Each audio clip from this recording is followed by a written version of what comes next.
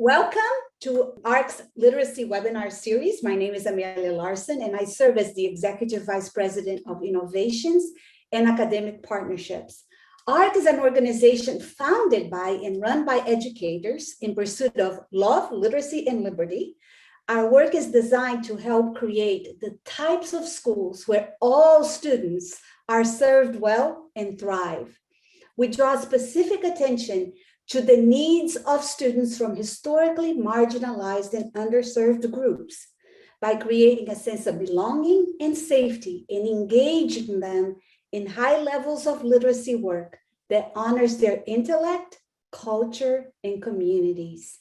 Just an important reminder, as we get started, I want to call attention to this document by the Reading League.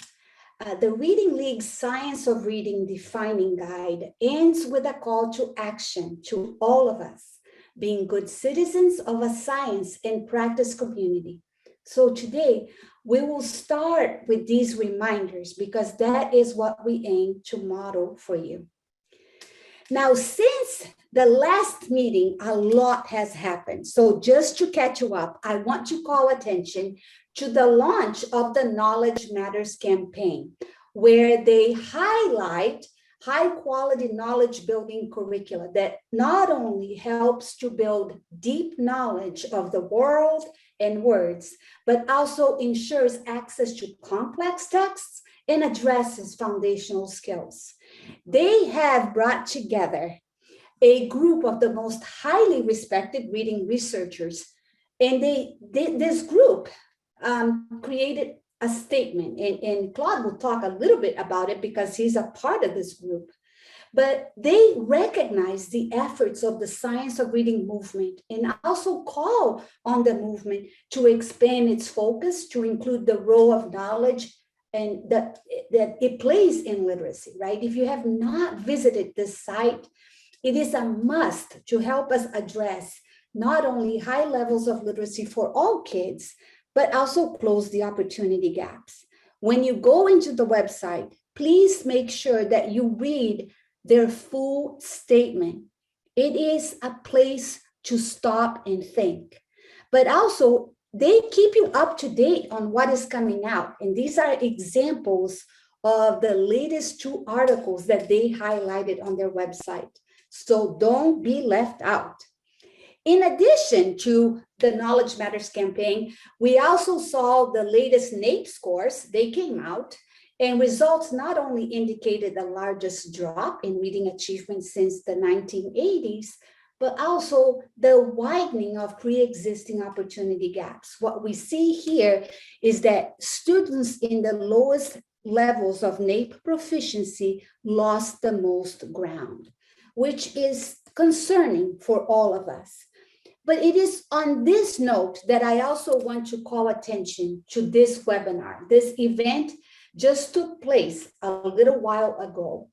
And this group not only explored and discussed the historical reading achievement data for multilingual learners prior to the pandemic, reminding us that gaps have been long-standing despite numerous reform efforts. But I want to call attention to a study that, so they went through the gap overall of ELs versus non-ELs, which I don't like the terminology, but I'm going to use it because that's what they used. But they went into this study that was conducted by the American Institutes of Research, where researchers followed the literacy growth patterns of early learners from kindergarten to 3rd grade. And then they saw how these patterns related to NAEP 4th grade scores. It is incredible. We're going to share this with you. I won't do justice if I try to tell you about it, but I want to call attention to the gap from day 1 of kindergarten and then at the end of 3rd grade. And at the end of the webinar, what I saw is that there are many variables that we do have control over. And the bottom line that they brought up is that even if we close the foundational reading skills that are critically important, it will not be sufficient to close the NAEP gap. So lots to be done. But without any further delay, what I want to do right now is to welcome back our guests. We were together back in August. We started with a great conversation. And I want to start with our esteemed board member, Dr. Jim Cummins. He's a professor emeritus with the Ontario Institute for Studies in Education at the University of Toronto, Canada. His research focuses on literacy development in educational contexts characterized by linguistic and socioeconomic diversity. Dr. Claude Goldenberg is a Nomelini and Olivier Professor of Education Emeritus in the Graduate School of Education at Stanford University. A native of Argentina, he's my neighbor, I'm from Brazil. His areas of research and professional interests have centered on promoting academic achievement among language minority children and youth. Now, prior to passing it on to them, I'll tell you, at the end, we have this gift to you, these recommendations that we might run over like 5 minutes, but it will be recorded. So if you had to get off at the hour, you can still get our recommendations. But I want to thank you for joining us again. We started this conversation back in August, and we discussed our overall positions, broad areas of agreement, how we could bring people together, how we avoided doing harm. But this is what you don't know. The conversation has been ongoing, I think almost daily, including weekends. So when you think back of all the back and forth, what has happened from your perspective, and what do you want to share with our audience? And I'm going to start with you, Claude. Well, thanks, Amelia. Thank you very much. And thanks to all of our participants and people who are joining us for this second coffee and conversation. Everyone has their mug handy and will wet their whistle as needed. And thanks to my now good friend, Jim. I mean, we've known each other from afar, and I feel like now we're personal friends, and the relationship I value enormously. And thanks to you, for Amelia, for this opportunity. I think it's been a great learning experience for all of us. And you're right, we started back in August, actually before August, because we did a lot of preparation. We all have something to say, newsflash, and we kind of prepped for it and discussed and shared ideas. And after the webinar in August, we just sort of kept at it. And it's been really, I've saved all of our emails, and it's just really quite amazing. Anyway, so I'm going to stop the happy talk and kind of get into substance. So what I'd like to do is just try to kind of briefly give you my version of the things that I think we've kind of coalesced around, finding common ground. Actually, Amelia, I like your suggestion, creating a common vision, which I think we all agree about in principle, but as you know, God and the devil is in the details. So if I could just sort of do a brief recap, I think there are three things that we've really coalesced around. And I'm sure Jim will correct me, tweak me, or just overhaul whatever he thinks is appropriate. First of all, and this is a theme that Jim has hit from the beginning, which I completely endorse, the importance of early literacy experiences for children, even before they hit the classroom. And this has been something that I think the science of reading, I don't think it's been purposefully ignored, but it's been very focused on K-12.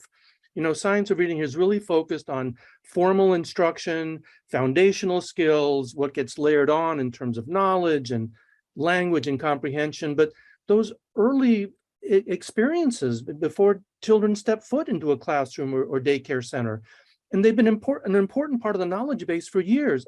25 years ago, I was in this, the National Research Council put together this committee to study what eventually became preventing reading difficulties in young children. This came out in 1997. And we had a whole chapter and several, we had illustrations and call-out boxes illustrating the importance of early literacy experiences, which we know are not equally distributed among the population. There's no secret here.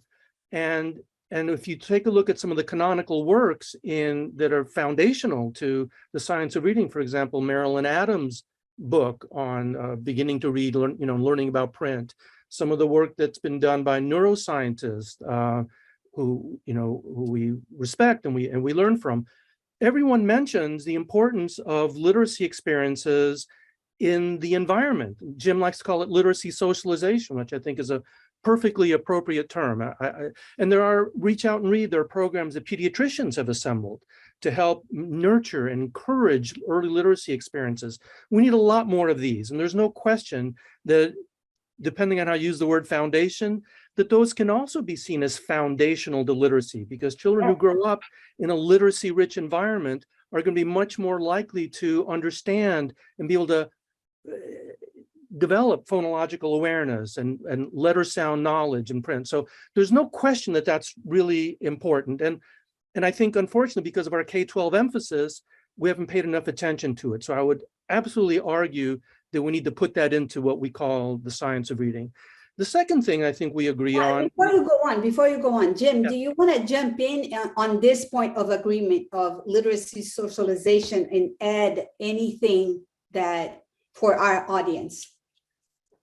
Okay, I agree with everything Claude has been saying, and I'd also like to acknowledge how much I've learned from the interaction over the past few months with both Claude and you, and kind of getting into the details of issues that have become very hot and have been hot for many, many years, not just in the United States, but also in Canada and elsewhere. And I think one of the things I've taken away from our discussions has been that there's a huge amount of agreement when we get away from the political dimensions of how to teach reading effectively. When you look at the researchers who are involved in this, we're talking over small details, essentially. Everybody agrees that students need phonemic awareness. They need to have a strong foundational basis in terms of understanding sound symbol relationships, phonics. The issues come to, well, how much is appropriate, in what dosage, how intense should it be, how long should it last?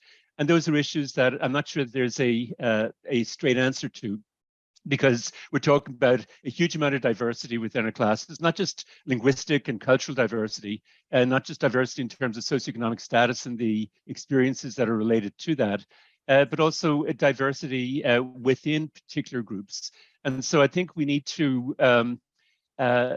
come back to the professionalization of teachers and the fact that teachers are going to have to make judgments in relation to how to individualize instruction so that students get what they need when they need it, and so that the kinds of things that we need to emphasize, I think, are some of the things that Claude has mentioned. Literacy socialization, if what's happening at the preschool level, is crucial.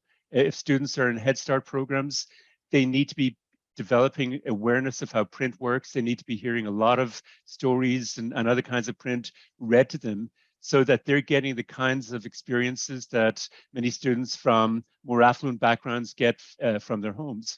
Children who are growing up, or families that are growing up or that are in poverty, don't have money to buy books typically. And so they're coming to school with less literacy socialization, less exposure to print than students from more affluent backgrounds. So in addition to teaching foundational skills, and as I said, I don't think anybody is arguing that point, we also need to put those foundational skills into a context of rich literacy experiences, so that students are developing an affective connection to print. They're realizing that there's payoff in books, enjoyment payoff in terms of discussing books with friends and peers, listening to parents read books. All of those kinds of things are equally important. And school libraries are part of this. Classroom libraries are part of this. Yes, absolutely. So just to wrap this part, this was a big point of agreement. And we tell you that because it might be a good place to start when you're trying to find an entry point. So literacy socialization, there's overall agreement. Researchers know that children's early language experience is a variable that is a big variable, more than previously recognized. and that these differences have substantial effects on children's progress on learning how to read, right? So talking to children matters, picture reading, book matters, reading aloud matters, all of that matters. So now I turn to you again, Claude, for our second point of agreement. Great. Yeah, I love how you're structuring this. Yeah, and I'm glad you stopped me so that Jim could weigh in on that. Otherwise, I would have just kept talking. But the second point of agreement, and I think Jim sort of indirectly alluded to it, is that literacy involves many, many components and requires many different kinds of important experiences. As Jim said, you know, we all agree that foundational skills that connect the sounds of the language to their written representation. I should say actually the sounds of the speech. I mean, later on we might get into this. I'd make a distinction between speech and language, right? Speech is how oral language is delivered. Print is how written language is delivered. And the idea of foundational skills is to allow that transfer from your understanding of oral language through the medium of speech to written language through the medium of print. That's the whole point of foundational skills. Phonological awareness, letter sound association, phonics, decoding, fluency, and so forth. But these are extremely important. These foundational skills have to kind of bind, is the term that's used in the neuropsychiatric and neurolinguistic literature, bind the oral with the written. Those are absolutely fundamental. But at the same time, comprehension, vocabulary, language skills, background knowledge, real-world experiences, they help provide the basis for ongoing literacy development. Because if you don't have that, you might be able to decode proficiently, but it becomes meaningless unless the words and the text carry some meaning, and that requires language, vocabulary, background knowledge, and experience. So I think we agree that both of those sets of skills, let's say, are extremely important. Now, I'm going to stop now because I want to get Jim's input on this. But within that, that's where the rubber hits the road. That's where some areas of friction that I think would be useful to try to tease apart, so people have a more nuanced understanding of, well, what are the issues that maybe people fall on different sides of? And before I turn it on to Jim, I do have to say to you, for those of you trying to do this in the real world, we found that Scarborough's rope was, again, a good entry point for conversation, right? So this is kind of like a centrist graphic representation of the complexity of reading, and we found it was a good graphic representation. So that's another nugget for you in case you need a place to get started. Jim, your turn. Okay, and thanks for introducing Scarborough's rope. I think that is a graphic that highlights two major sources that we need to pay attention to. And unfortunately, the top part of the rope has not had the same kind of prominence in the debate as the bottom part, where it's been framed as those who are pro-phonics and those who are anti-phonics. And as I said, I don't think there's anybody who's anti-phonics. It's part of the process of teaching reading. But at the same time, when we look at what Claude was saying in terms of the importance of comprehension, we need to realize that language development, the development of concepts, the development of knowledge about how print works, that gets developed. One of the primary ways in which that gets developed in the early years and in the early years of schooling is through books. The language of print is vocabulary rich. It has a lot more low frequency words than the language of typical face-to-face communication. And so one of the best ways of ensuring that students are getting the language experiences that they need in the preschool stages is to read them. And again, in the preschool literature, we tend to kind of go back and forth between a play orientation and a more skills orientation. Well, we can play with language, and exposing children to rich language, exposing them to rich literacy experiences, developing concepts of print, long before students are actually learning decoding skills, should be a core element of children's preschool experience. And for some children, that's happening in the home. For others, it's not. But for those for whom it's not happening in the home, it's crucial that this focus on literacy engagement be foremost in the minds of preschool educators and kindergarten teachers. So just to summarize before I pass it on to Claude again, we all agreed that there are multiple strands, if you want to say, that must come together for skilled reading to take place. And if you do too much of one and not the other, you're not helping, and vice versa. Now, I do want to call attention because recently I watched a video with Holly Scarborough talking about her reading rope, and she called it a case history of a twisty metaphor.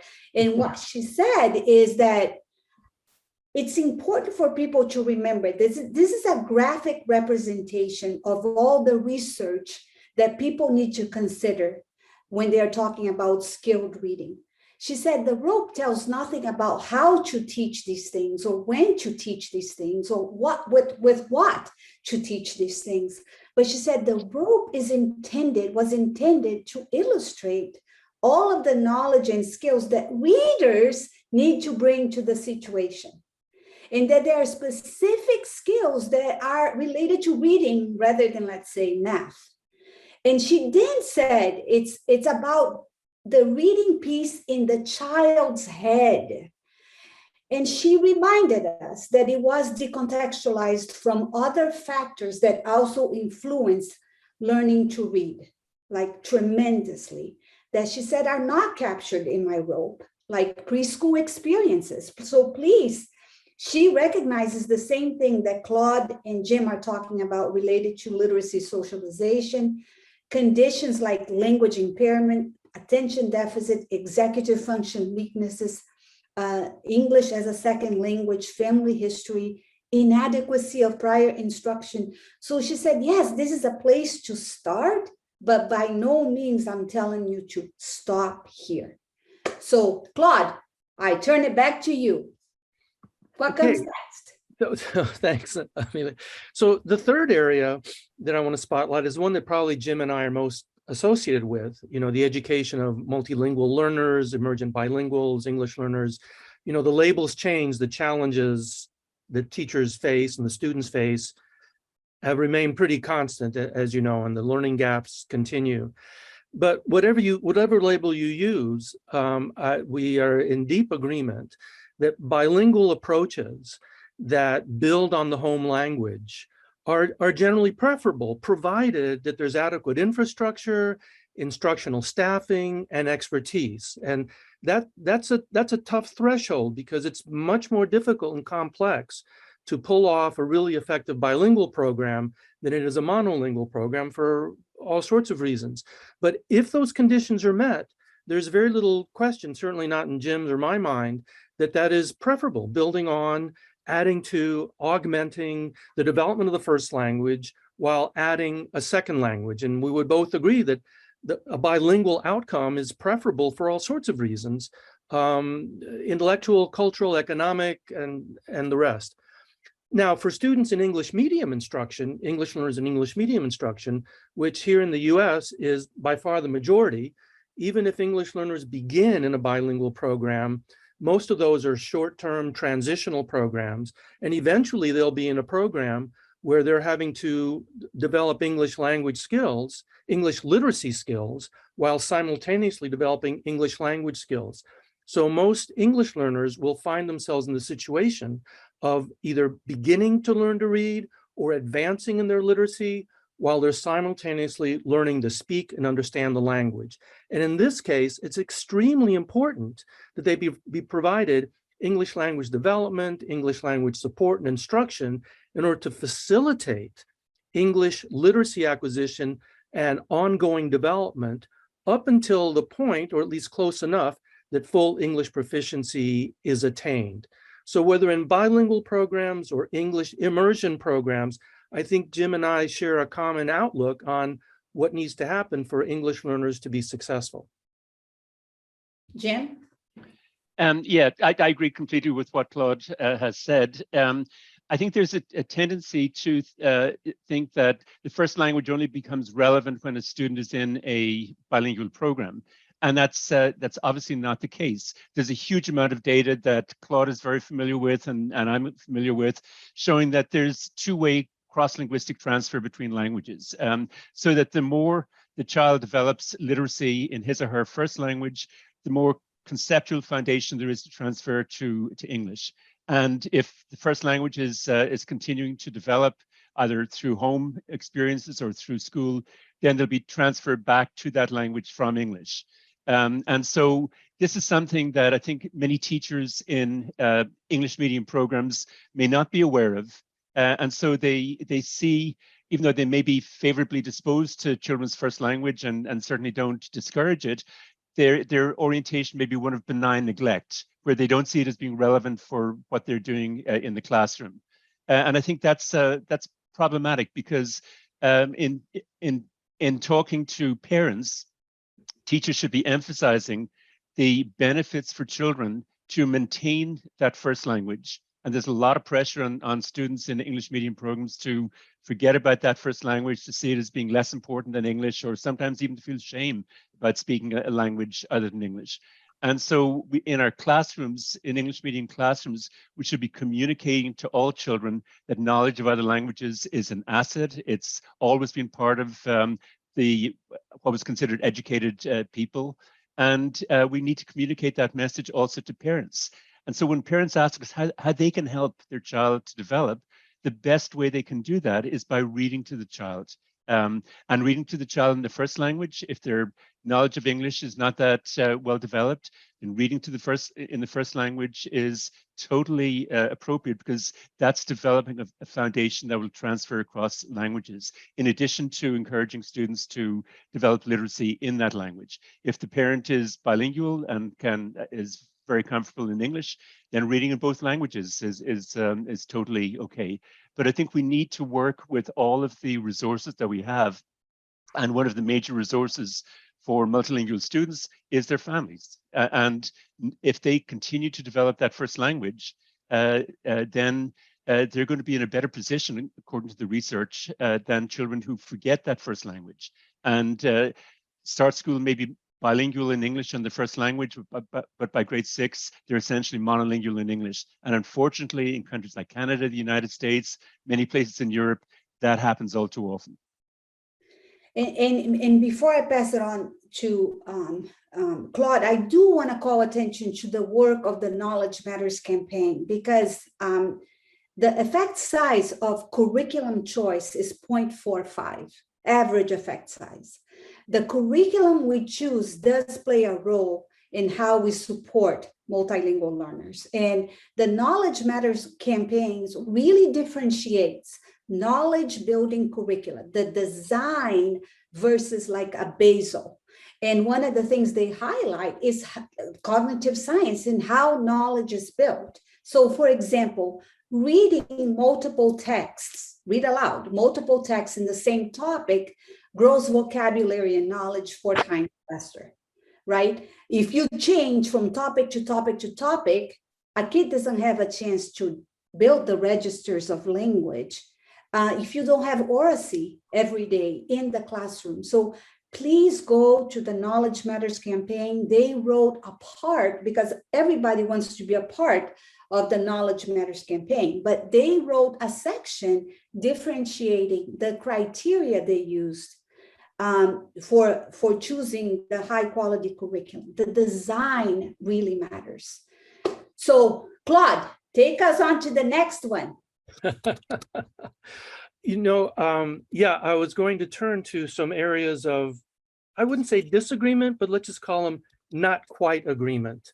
But I'm going to mention one now that I hadn't anticipated based on Jim's last comments. And I think this is, again, a case of not quite agreement.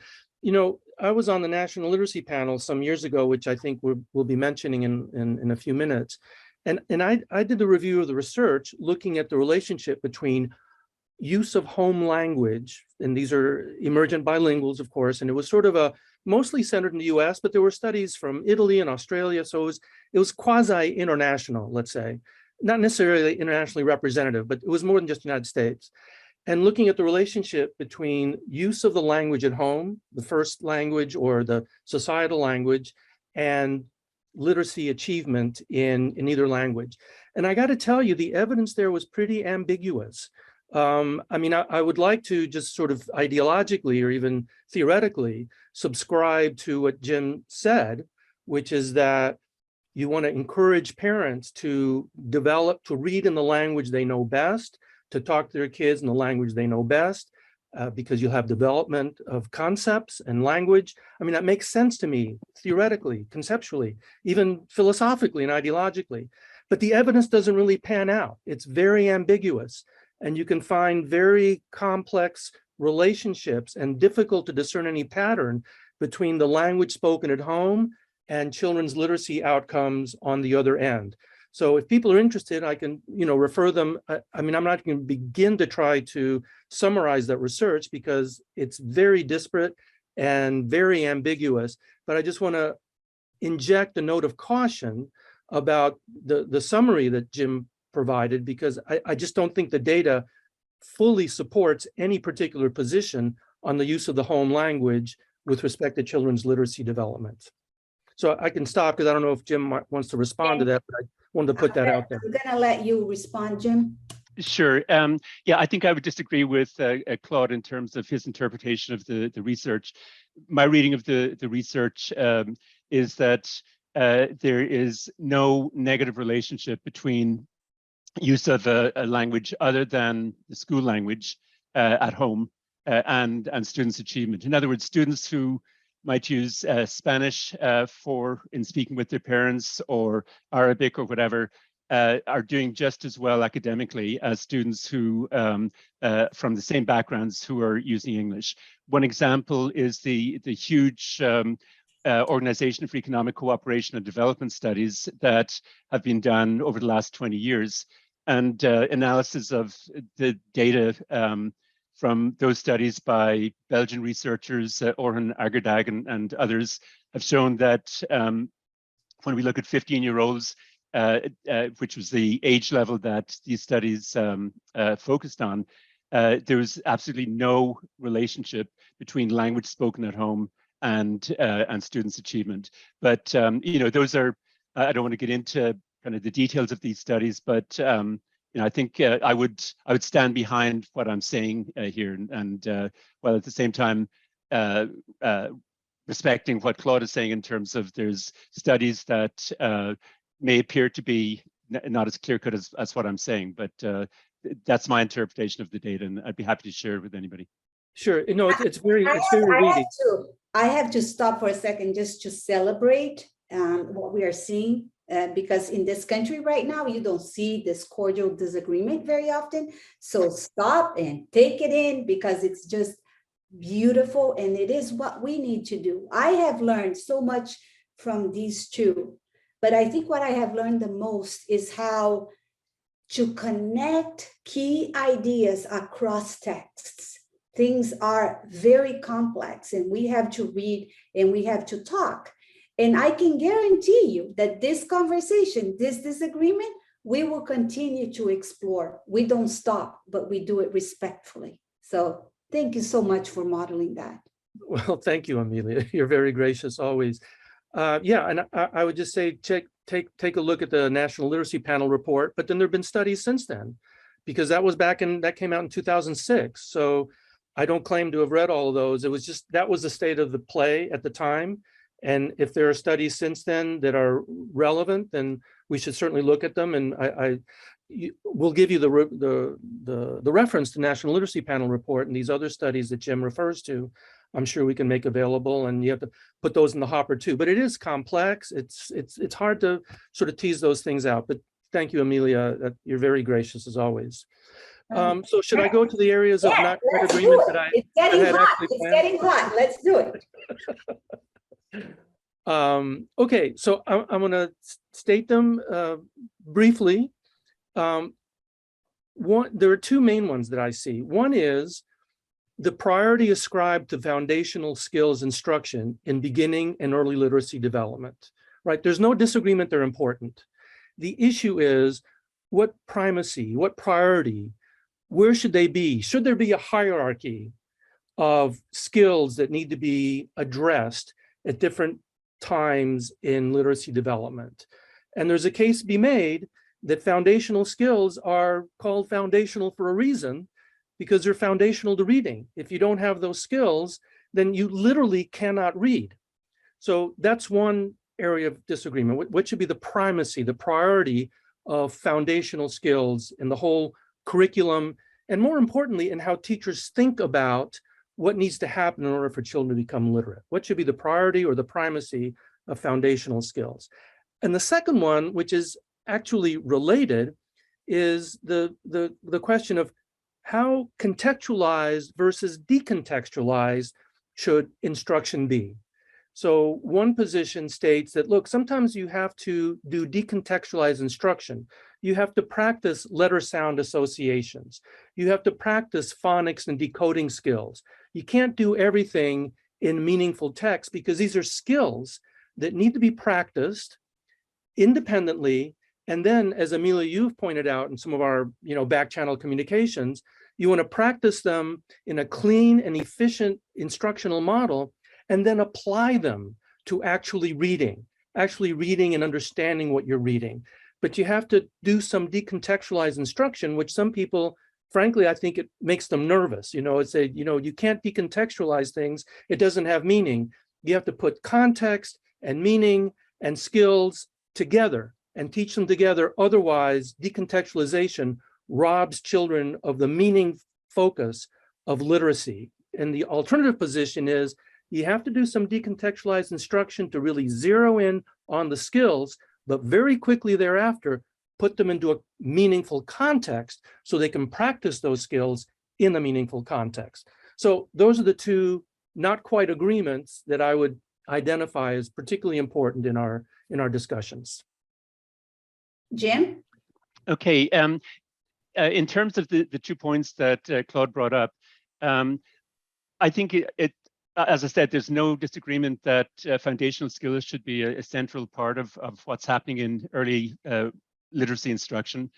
But I don't think it's necessarily helpful to set up a hierarchy of which skills are more important, partly because what we've been talking about in terms of literacy socialization shows that a lot of activities, such as read aloud to children, either by parents or teachers, is really important in setting up the foundation for children to be able to absorb foundational skills instruction.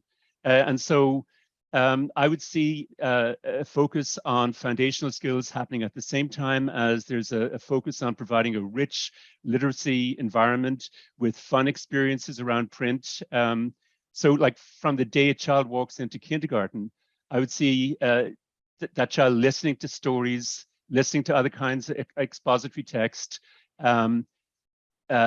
having fun with it, the teacher stopping at various stages and introducing what would become reading strategies. For example, asking children, what do you think is going to happen next? This is the reading strategy of prediction. Or let's stop for a minute and close your eyes. And what do you see? Can you see what's happening in the story? Reading strategy of visualization. All of that is happening at the same time or before children are learning foundational skills. And this ties in with the point relating to how contextualized versus decontextualized. I have no problems with in some instruction being decontextualized and having 15, 20 minutes or however long being focused on teaching sound symbol relationships in a direct way. The problem I have is when that amount of time extends so that much less time is spent for what I'm calling literacy socialization. And where there might be a focus on writing, there might be a focus on dramatization, there might be a focus on all kinds of other experiences connected to print. And I'd go back to the National Reading Panel, because in terms of the studies that they used to argue for the importance of systematic phonics instruction, they ranged from 5 to 6 minutes of phonics instruction inserted into more of a whole language type approach in a program called Early Steps. And this is a study by Santa and Hoyen. They included Jolly Phonics, which is 15 minutes of decontextualized instruction, again, in a fun type way, all the way up to much more time spent in phonics instruction. So if we go back to the National Reading Panel, we don't see any kind of indication as to how much phonics instruction is sufficient or not. If 5 to 6 minutes of phonics instruction is used as evidence of the importance of phonics instruction, well, I can certainly live with that. I have no problems with 15 minutes. I have no problems with 20 minutes, but that's got to be contextualized so that the other things that are important for reading, developing language, developing strategies for understanding text, are all part of a holistic approach. And I hesitate to use the word balanced, but my interpretation of balanced instruction is one where there is a focus on developing foundational skills at the same time as there is a focus on building up students' enjoyment of text, building up their engagement with it, building up the time that they spend with books, building up the time that they spend listening to read alouds. Those two things have got to be together. And that's exactly what Scarborough's rope is trying to say. All the stuff at the top, background knowledge, language development, etc., comprehension, those things do not have to wait until after phonics, until after students have learned how to decode. This should be happening from the time the child is a toddler. And it certainly should be for those children who may not have had the same amount of experiences with text before they come to school.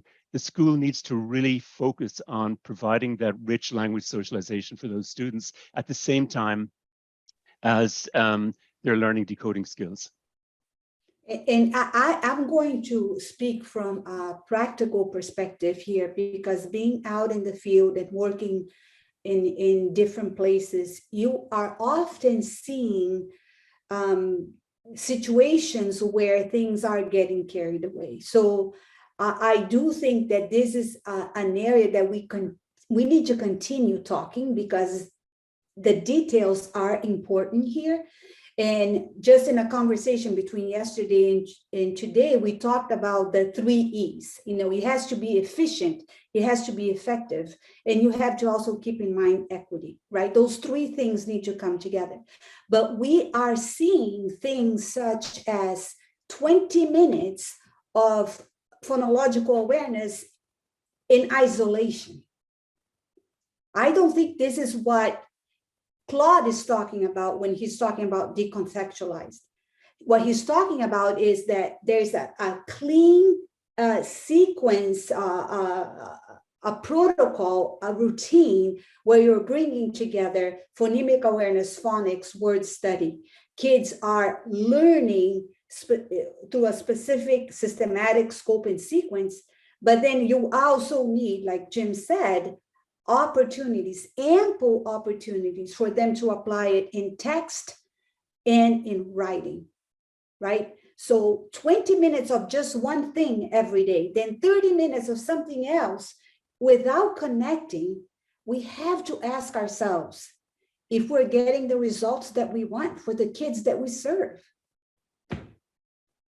Well, this is the key thing, Amelia. I think this is the key thing, that it's really more about what kids need than it is about some arbitrary time allocation. I've been in a lot of conversations with people who say, well, how much time should be devoted to phonics and decoding foundational skills? And it's a reasonable question. And it's a reasonable question to say, well, give us some guidelines, right? Because otherwise you're just kind of making it up as you go along. And we know the dangers of that. So you can talk in terms, Tim Shanahan, whose blog we'll refer to, a little later when we get to our recommendations, if we get to them. We will. Has, some very useful heuristics, that, basically if you have 25% on foundational skills, 25% on writing, 25% on comprehension, 25% on language development, or something like that, right? So that's okay as a general heuristic, but what really matters is what kids need.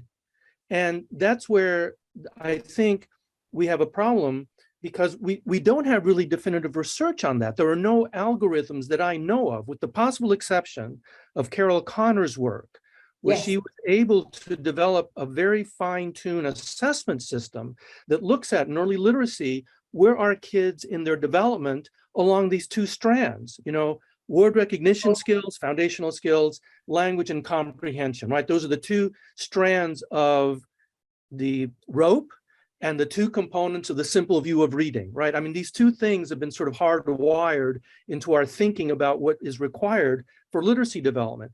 And she's developed, from what I understand, I don't know it personally, a very sophisticated way of identifying where kids are in their foundational skills and in their comprehension skills. And she's found out that if you spend a lot of time working on foundational skills, when kids are already at an adequate level there, their literacy development kind of stops, it levels out. Same thing. Yes. Absolutely. Same thing with if they really need some help in their foundational skills and you focus on language, meaning, comprehension, then their literacy develop, again, asymptotes, kind of levels off. So the question is, what do kids need? There's no question that some kids with whatever Jolly Phonics does, 10, 15 minutes a day, some kids even less. I mean, we know there's a humongous range in the amount of direct, explicit, systematic instruction that kids need in order to get traction in literacy and actually reading, encoding and decoding. Some kids appear to learn by magic, right? Naturally. Very small number. Estimates range from like 1 to maybe 5%. Then at the other end of the spectrum are the kids who have real legitimate dyslexia, 5 to 10%. So you have at either extreme, kids who have extreme difficulty in learning the foundational skills because of phonological deficits or problems or other kind of issues that interfere. And then on the other extreme, you have kids who learn almost, by osmosis, the instruction they got maybe is because of a result of asking questions. And then in the middle, you got this huge range of kids. And what matters is, what do kids need? And the reason I use the word primacy or priority of literacy skills is not to assign a time allocation to it, but to say that is fundamental. I mean, we want to give kids access to the language of print, and giving them access to the language of print is for many kids very difficult, much more difficult than having access to the language of speech. We are wired to understand the language delivered by speech. We are not wired to understand the language delivered through print. And so we have to pay attention to it, give it a priority, not because it's more important than language, meaning, comprehension, but because it's more difficult for a lot of kids to attain. And if they don't attain it, they'll be aced out of options for accessing the language of print. I don't think anyone wants that. No, we don't. But I do think, like, if you have a 90-minute block, a 120-minute block, you are able to deliver tier 1 really well. With 120-minute, more than just a comprehensive approach to literacy, you can also deliver tier 2, right? We all want kids to have comprehensive experiences.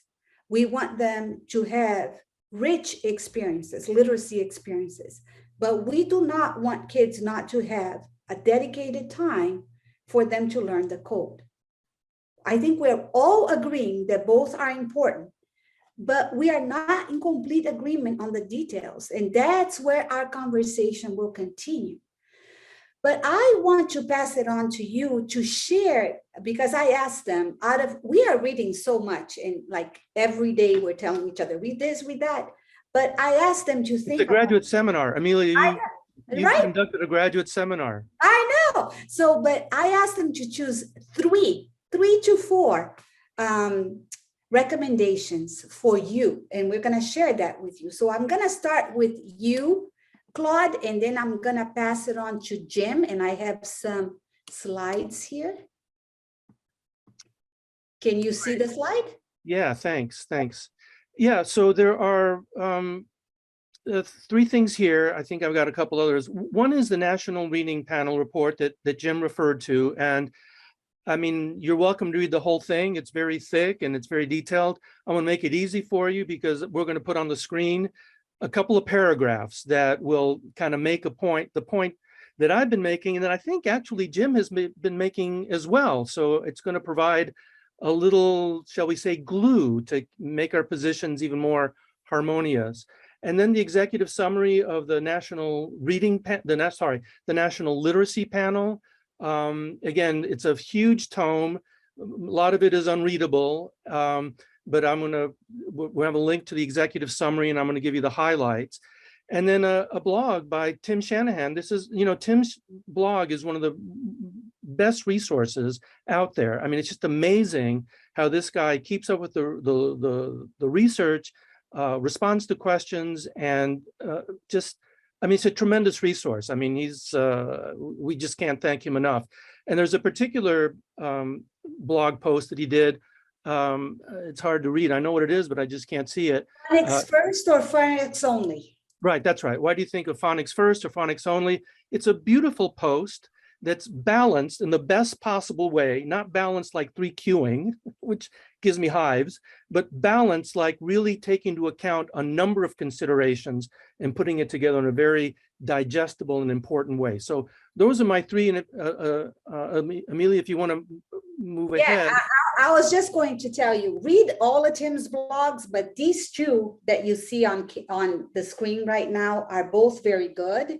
And he tackles a lot of issues that are going wrong right now. So those are two musts. But this is what you had highlighted from the National Reading Panel. This is from the National Reading Panel. And I don't like putting so much text on the screen, so I'm just going to highlight the parts that are highlighted where they talk about a balanced reading program. Now, I don't know if it's just a hobby horse of mine, but I really don't like the fact that balanced literacy was hijacked by a complete misapplication of the term. I'm sure people here, we've talked about it before, 3Qing, which is a terrible way of teaching reading. That is not balanced reading. That is unbalanced, and it's erratic and it's irrational. This is what the National Reading Panel identified as a balanced reading program. In first grade, for example, teachers can provide controlled vocabulary text that allow students to practice decoding. Notice, practice decoding. And they can also read quality literature to students to build a sense of story and to develop vocabulary and comprehension. Now, these are two very small examples. You can expand that and talk about phonological awareness. You can talk letter sound, but at the same time, doing the kind of things that Jim was talking about. You don't do it at the same time simultaneously, like in the same 10-minute block. You do it simultaneously in the child's life. You do it simultaneously at some time during the day, but you don't sort of mush it up so that kids don't understand what's signal and what's noise. And a lot of the problem with contextualized instruction is it introduces a lot of noise to the signal. And you want kids to really focus, like all of us. You have an easier time understanding skills that you're supposed to master or work on if you're really focused and efficient on those. But then always you got to think about putting them into a meaningful context. So you're not just memorizing these things for the sake of it, but because it'll help you really understand the larger project being literacy. The other thing is, it's very important, this speaks to what we were talking about, it's important to objectively determine ways in which systematic phonics can be incorporated and integrated into a complete and balanced program of reading instruction. I think we've gotten farther, because this was 22 years ago, the National Reading Panel. I think we've made some progress here, but there's still miles to go before we sleep. And one of the reasons there's still disagreements or not quite agreements is because the research really isn't clear. We don't know what the optimal balance is, what the dosage is of this versus that. We're still working on it. But what is critical is they're advocating an objective way of assessing that. I mean, keeping kind of the ideology, the philosophy, the predilections and so forth, which is hard to do, I understand, but as objective, as empirically guided as possible. That would be the message that I'd want you to take away from that. What about the second one? Yeah, this one here, this is the National Literacy Panel as distinct from National Research Panel. And this was focused specifically on language minority children and youth. They have the executive summary I recommend because it's very succinct and you can get the top line conclusions. Instruction provides substantial coverage in key components of reading. Instruction that provide identified by National Reading Panel that we were just talking about. Phonemic awareness, phonics, fluency, vocabulary, text comprehension has clear benefits for language minority students. Next one. Instruction in the key components of reading is necessary, right? What's in the top paragraph there is necessary, but not sufficient for teaching language minority students to read and write proficiently in English. Oral proficiency in English is critical as well, but student performance suggests it's often overlooked in instruction. Next one. Oral proficiency and literacy in the first language, as Jim pointed out, can be used to facilitate literacy development in English, no question. Next one. Individual differences contribute significantly to English literacy development. This shouldn't surprise anyone. It makes things very complicated, but that's the reality in classrooms. And most assessments do a poor job gauging individual strengths and weaknesses. Now, as I mentioned with Carol Conrad's work, although I don't know to what extent it's been applied yet for emergent bilinguals, that would be the next phase of this work. Most assessments, at least 20 years ago, didn't do a very good job. We've made some progress here. We've made some progress in Spanish assessments, diagnostic instruments, screening instruments. So we're in a better place today than we were 20 years ago. Next one, Amelia. This one is one that most people don't like, and I was a little nervous before putting it up here, but you know, truth wins out. There is surprisingly little evidence for the impact of sociocultural variables on literacy achievement or development. However, home language experiences can have a positive impact on literacy achievement. Now, we're not going to be able to get into any of these, least of all this one, so I'd encourage you to read the executive summary. Finally, this one is one from a blog that I recently did that makes a distinction, illustrates the distinction between oral language and written language. They're not the same thing. Oral language and written language are similar, are related for sure, but they're distinct. And I'm not going to read this whole quote. I would invite you to do so. But the point is that you need to address the challenges that many children face in learning written languages. They are different from the challenges they face in learning oral language because we're programmed to take speech and interpret it as language. We are not programmed to take print and interpret that as language. You've got to be taught. It's not acquired naturally. Print, reading, literacy is not acquired naturally, even though there are some exceptional cases where it appears to be the case. So I would encourage you, if you're interested in pursuing this, to take a look at that particular article. And I think that's it, right, Amelia? That's it. And I'm going to pass it on to Jim, but we are going to make these slides available to you, so don't worry. Jim? What you're seeing on the, I realize we're running out of time, so I'll just be very quick. But this is an article that I wrote back in 2007, looking at the way the National Research Panel had been interpreted. And one of the things I wanted to highlight was that the notion of systematic phonics is not necessarily clearly defined. As I mentioned before, among the studies that are invoked as supporting the teaching of systematic phonics, they range from 5 to 6 minutes of phonics instruction to upwards of close to an hour. And so that doesn't suggest a very coherent notion. And another aspect of the National Reading Panel that has not been emphasized in much of the literature is the fact that what they call systematic phonics instruction rapidly reached a point of diminishing returns after grade 1 with respect to its relationship to reading comprehension. For normally achieving and low achieving readers, the relationship petered out after grade 1. For students who are classified as reading disabled, the relationship continued, probably because by definition, students classified as reading disabled have issues with respect to decoding. I'm not saying that teaching phonics is not important, it is, but it's certainly not a panacea. And so this is one of the points that that article tries to make. And this is, again, going back a long way, this is an article written by Susan Newman in 1999, where she carried out a major study at the preschool level, where she and her colleagues provided a range of books to preschool programs, and there was a control group that didn't get these books. And as the title says, the students in preschool programs that had much more exposure to books as a result of the what was given to them by the study made far greater progress in literacy. So again, the point I'm trying to make here is that we need a balance between ensuring that all students are able to develop decoding skills and ensuring also that they see the point of reading, that they have lots of exposure to a rich print environment. And these two things are not in any way opposed to each other. So we need to make sure that both of them are happening at the same time. So in mine, very fast, I'm going to share with you that this paper, this white paper, Reading as Liberation, I think does a great job bringing the strands together.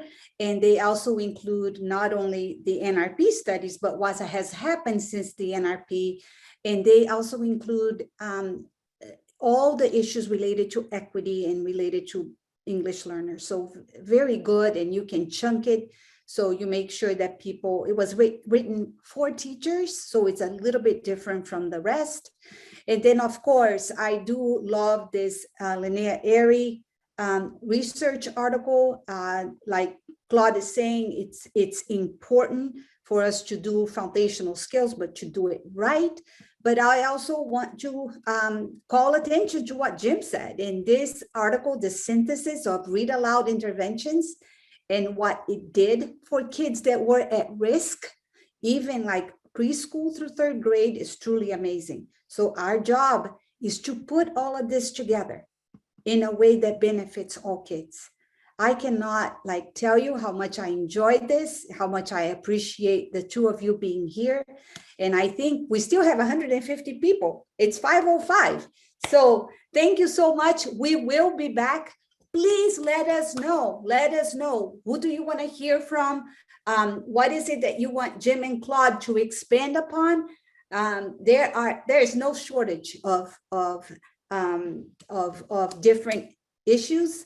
I want to give you a chance to say goodbye, Jim and Claude. Bye, everybody.